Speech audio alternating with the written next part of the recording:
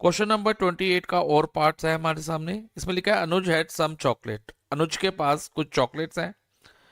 वो क्या करता है, इन चॉकलेट्स को डिवाइड करता है in two lots A and B. Lot A और लॉट बी में डिवाइड कर देता है। हम ये मान लेते हैं कि number of chocolate in lot A कितनी है, X, and number of chocolate in lot B Y है। अब आगे क्या लिखा है, he sold the first lot. इसमें दो कंडीशन दी है।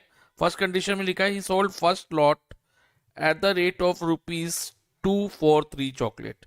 यानी कि 3 चॉकलेट्स कितने रुपीज की सेल कर रहा है बच्चे हो, 2 रुपीज की।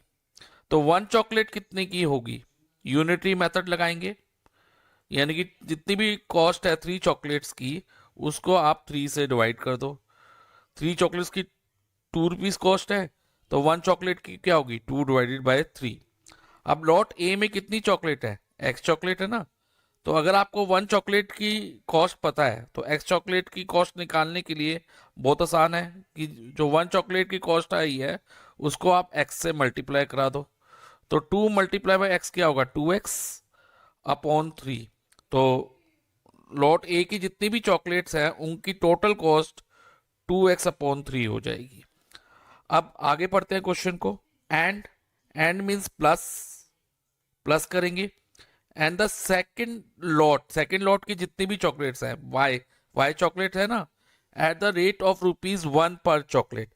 यानी कि 1 चॉकलेट कितने रुपीज की सेल करी उसने, 1 रुपी की।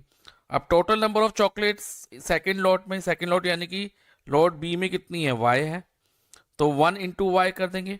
और 1 को किसी भी नंबर से मल्टीप्लाई करो तो हमें सेम नंबर मिलता है। तो 1 मल्टीप्लाई वाई क्या होगा, वाई होगा। तो इधर लिख देंगे वाई।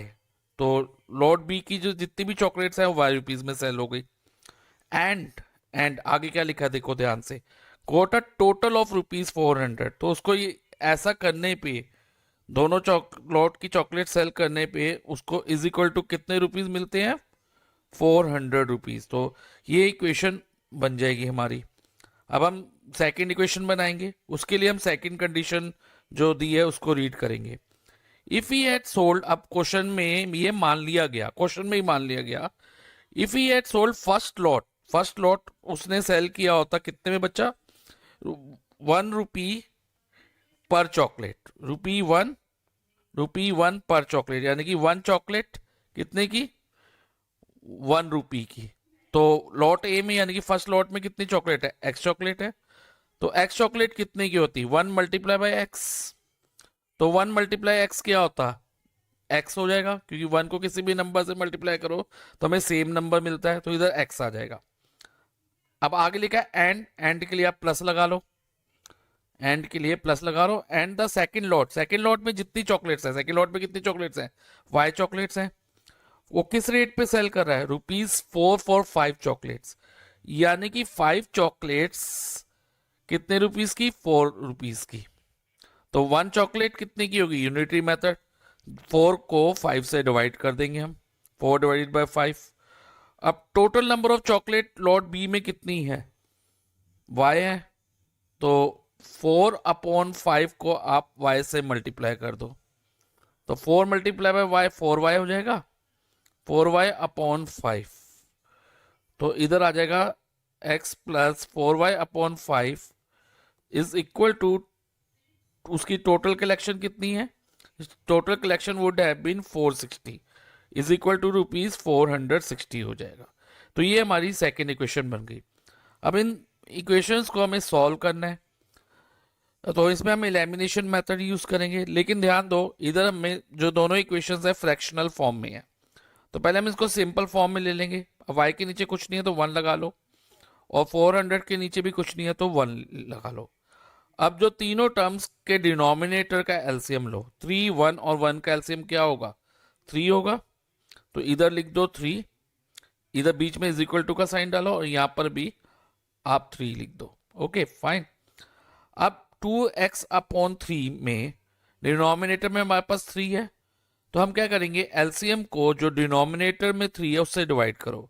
एलसीएम कितना आया, 3, और डिनोमिनेटर में भी 3 है, तो हम करेंगे 3 डिवाइडेड बाय 3 1, और जो आंसर आएगा उसको न्यूमरेटर से मल्टीप्लाई कर दो। अब न्यूमरेटर में हमारे पास 2x है, तो 2x मल्टीप्लाई बाय 1, 2x हो गया।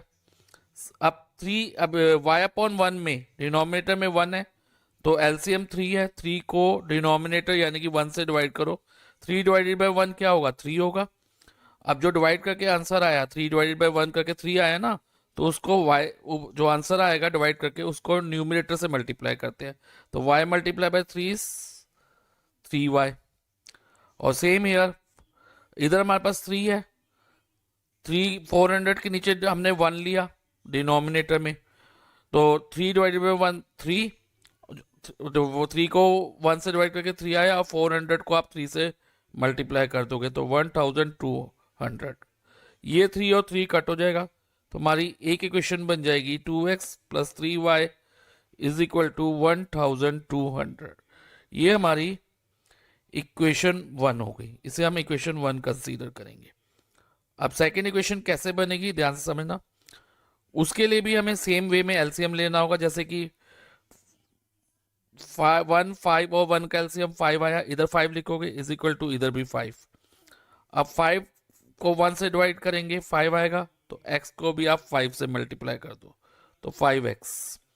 अब 5 डिवाइडेड बाय 5 की 4y अपॉन 5 में डिनोमिनेटर में 5 है, तो एलसीएम 5 को आप इस डिनोमिनेटर वाले 5 से डिवाइड करो, 5 डिवाइडेड बाय 5 1, और 1 डिवाइड करके 1 आया, तो 1 को आप न्यूमिनेटर यानी कि 4y से मल्टीप्लाई कर दोगे, तो ऊपर हो जाएगा 4y।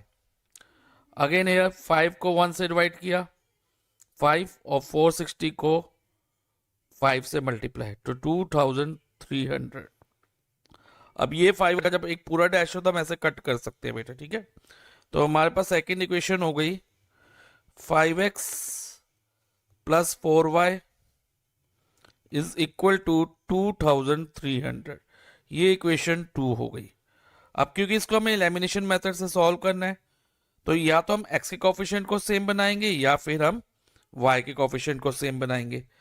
तो सेम कैसे बनाते हैं, मान लो मैं x के कोफिशिएंट को सेम बनाना चाहूँ, तो मुझे क्या करना होगा, तो मैं ये देखूंगा कि इक्वेशन 1 में x का कोफिशिएंट क्या है, x का कोफिशिएंट यानी कि x के आगे क्या नंबर है, 2 है।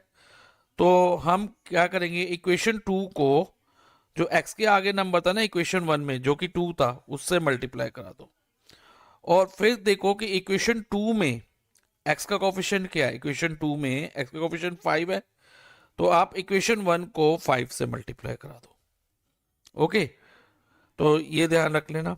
अब इसको आगे इक्वेशन क्या फॉर्म हुई मल्टीप्लाई कराने पे, स्टेटमेंट भी लिख दो, मल्टीप्लाइंग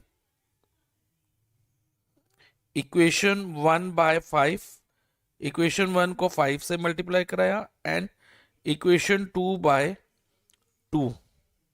अब अगर हम मल्टीप्लाई कराते हैं इक्वेशन 1 को 5 से, तो 2x इंटू 5 10x हो जाएगा। ओके, प्लस 3y को 5 से मल्टीप्लाई कराएंगे तो 15y, 1200 को 5 से मल्टीप्लाई कराएंगे तो 6000, और इसी तरह से इक्वेशन 2 को 2 से मल्टीप्लाई कराना है, तो 5x मल्टीप्लाई बाय 2 10x हो गया, और 4y को 2 से मल्टीप्लाई कराएंगे तो हमारे पास आएगा 8y। 2300 को अगर हम 2 से मल्टीप्लाई कराएंगे तो हमारे पास आएगा 4600। अब हमने क्योंकि x के कोफिशिएंट को सेम करा है, तो हम देखेंगे x के आगे साइन क्या है, दोनों प्लस, कोई साइन नहीं है यानी कि दोनों पॉजिटिव साइन है। सेम साइन जब भी होंगे, सेम साइन चाहे वो प्लस प्लस हो चाहे वो माइनस माइनस हो, तो हम इक्वेशन को सब्ट्रैक्ट कराते हैं, और लेकिन अगर आप पॉजिटिव साइन होते हैं तो हम इक्वेशन को ऐड कराते हैं। जब हम सब्ट्रैक्ट कराते हैं ना, तो एक तरह से हम इक्वेशन, मान लो ये वाली जो है 10x plus 15y is equal to 6000 वाली इक्वेशन में से ये वाली इक्वेशन माइनस करेंगे, 10x plus 8y is equal to 4600 वाली इक्वेशन माइनस करेंगे। जब हम इक्वेशन माइनस करते हैं, सब्ट्रैक्ट कराते हैं, तो हम सेकेंड इक्वेशन के साइन को चेंज कर देते हैं। जैसे इधर प्लस 10x है तो ये माइनस 10x हो जाएगा, प्लस 8y का माइनस 8y, 4600 है प्लस है तो इसके आगे माइनस 4600 हो जाएगा। अब देखो ये 10x plus 10x minus 10x cut हो गया, 15y और minus 8y, plus minus minus 15 minus 8 7, 7y is equal to, इधर भी plus minus minus new sign को कंसीडर करना है, तो 6000 में से 4600 गए 1400। अब y की वैल्यू क्या होगी, इधर 7 मल्टीप्लाई बाय वाई था तो इधर ये डिवाइजर में आ जाएगा, यानी कि 1400 को हम 7 से डिवाइड करेंगे और हमारा आंसर होगा y की वैल्यू 200। अब y की वैल्यू 200 आ गई, अब x की वैल्यू निकालनी है, तो उसके लिए हम इक्वेशन 1 या इक्वेशन 2 में से किसी एक इक्वेशन को पिक कर लेंगे और उसमें y की वैल्यू सब्स्टिट्यूट करेंगे। तो हम ले लेते हैं इक्वेशन 1 को।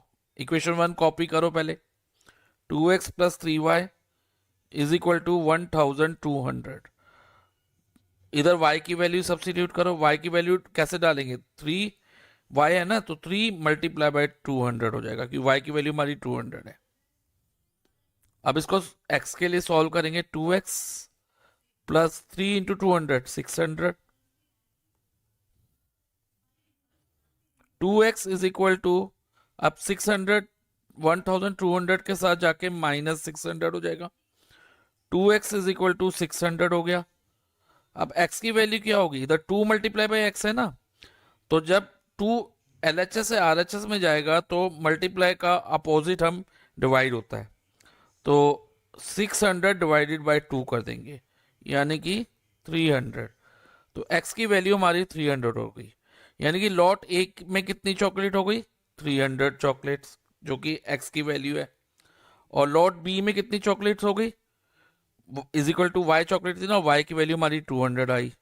अब टोटल नंबर ऑफ चॉकलेट्स, जो स्टेटमेंट लिखोगे आप लिखोगे टोटल नंबर ऑफ चॉकलेट्स, ये आंसर स्टेटमेंट लिखना मोस्ट इंपॉर्टेंट है बेटा, इज इक्वल टू क्या होगा, 300 प्लस 200 यानी कि 500। So total number of chocolates कितनी हो गई, 500